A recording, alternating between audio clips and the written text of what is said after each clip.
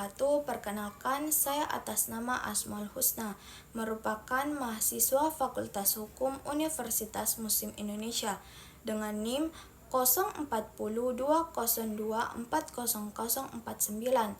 Di sini saya sedang melakukan tugas pemenuhan pada mata kuliah saya di hukum pidana, yaitu menjelaskan tentang hukum pidana, tindak pidana dan lingkungan berlakunya hukum pidana yang diberikan oleh Pak Dr. Andi Istiqlal As-Sa'ad SH.MH. Baik, hukum pidana adalah cabang hukum yang mengatur tentang perbuatan yang dianggap sebagai pelanggaran dan dikenakan sanksi berupa pidana.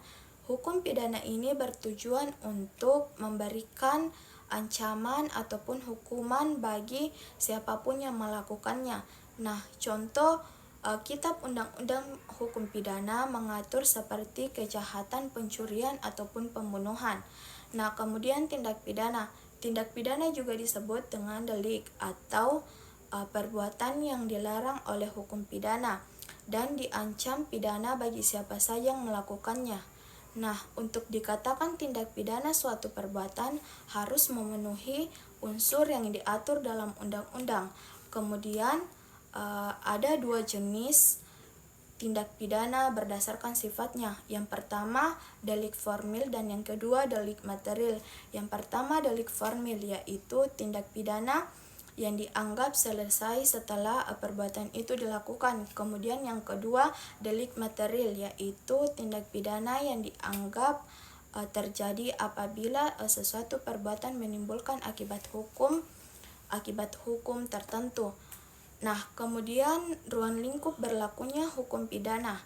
Ruang lingkup berlakunya hukum pidana menjelaskan di mana dan terhadap siapa hukum pidana itu ditetapkan.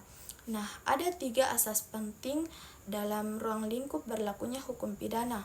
Yang pertama, ada asas teritorial, yaitu berlaku untuk warga di dalam wilayah. Yang kedua, ada asas nasional aktif, yaitu berlaku untuk warga negara di luar negeri. Dan yang ketiga, ada asas universal, yaitu berlaku untuk kejahatan yang diakui secara internasional seperti kejahatan perang.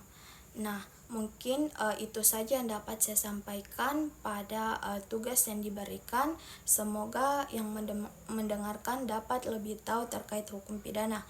Wassalamualaikum warahmatullahi wabarakatuh.